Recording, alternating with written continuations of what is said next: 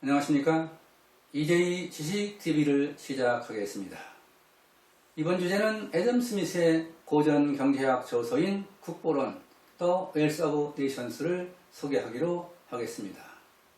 애덤 스미스는 영국의 대표적인 고전 경제학자로 자본주의와 자유무역에 대한 이론적 기초를 정립한 국보론의 저자입니다. 고전 경제학 이론은 영국의 애덤 스미스를 주축으로 하여 토마스 로버트 멜서스, 데이비드 리카드, 존 스튜어트 밀 등으로 이어지는 경제학파의 이론을 의미합니다. 스미스는 시장 자유주의의 확립이 국가의 부를 정진시키는 유일한 방법이라고 주창하면서 경제학을 독립된 학문으로 성립시켰습니다.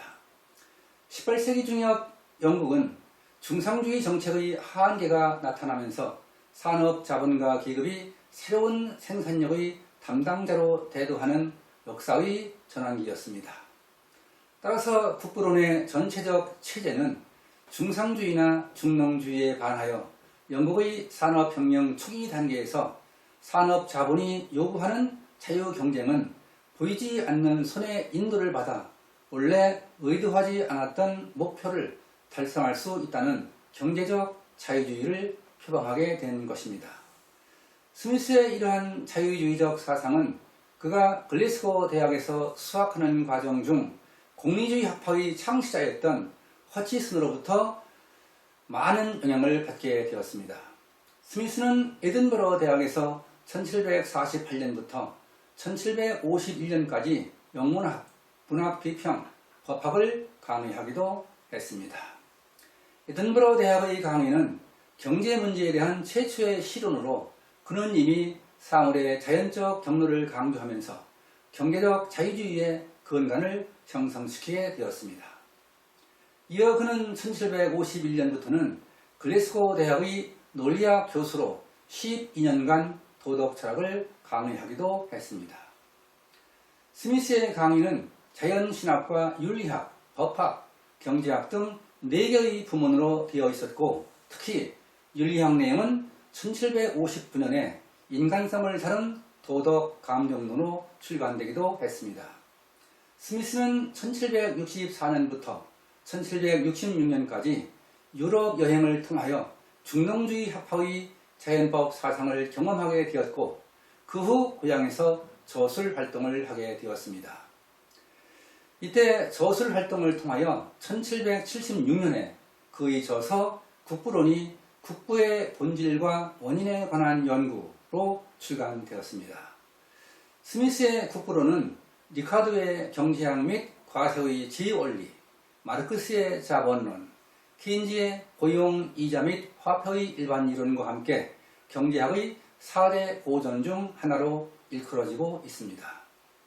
국부론은 자유방임주의를 표방한 애덤 스미스가 집필한 최초의 경제학 저서로 잘 알려져 있습니다. 근대 사회는 정치적으로는 시민혁명과 경제적으로는 산업혁명을 거치면서 이루어졌습니다.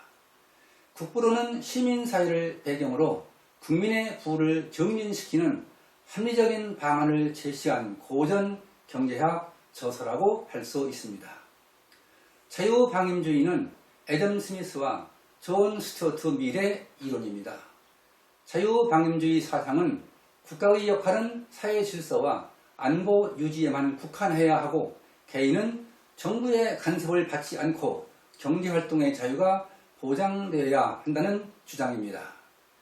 국부론에서는 국가의 부를 형성하는 요인을 설명하고 있으며 산업혁명 태동기의 경제를 반영하여 노동분업과 생산성, 자유시장 등 광범위한 내용을 다루고 있습니다. 국부론은 계몽주의 시대의 애덤 스미스의 고전 경제학의 대표적인 저서로 경제학 사상이 이루어지는 배경이 된 것입니다. 스미스는 국부론에서 이론과 역사, 정책의 3가지 관점에서 자본주의를 체계적으로 분석하고 중상주의를 비판하면서 자유방임만이 국부를 증진시킨다고 주장하였습니다. 스미스는 글래스고 대학 총장을 지내기도 했으며 두 권의 저서로 도덕 감정론과 국부론이 남아 있습니다. 국부론은 경제학에 관한 그의 역저로 후대의 경제학 성립에 많은 영향을 주게 되었습니다. 국부론은 전체 내용이 서론과 5편 32장으로 구성되어 있습니다. 국부론은 서론에서 국민들의 부는 축적된 자원이 아니라 매년 생산되는 생산물이며 그 원천은 노동이라는 대전제에서 출발하는 것으로 보고 있습니다. 그리고 국부론의 1편부터 5편까지의 내용을 요약하면 제1, 2편은 경제에 관한 이론, 제3편은 경제정책의 변천, 제4편은 경제정책 등에 대한 비평, 제5편은 재정문제 등을 주로 다루고 있다고 볼 수 있습니다. 스미스는 국부론에서 정부는 민간의 경제활동에 간섭하지 않을 것을 주장했습니다. 당시의 사회에서 각 개인의 경제적 자유는 중시되지 않고 있었습니다. 국가가 개인의 경제활동을 통제하는 것은 당연하였고 세금의 징수와 수입 등 규제는 자의적으로 행사되고 있었습니다. 애덤 스미스는 국부론에서 개인이 자신의 이익을 추구하도록 국가가 간섭하지 않으면 보이지 않는 손에 의하여 전체 사회의 이익이 증진되고 국가의 경제 발전이 이루어질 수 있는 것이라고 보고 있습니다. 시장 경제에서는 가격에 의해 경제 주체의 의사결정과 경제활동이 자동으로 조정되고 있습니다.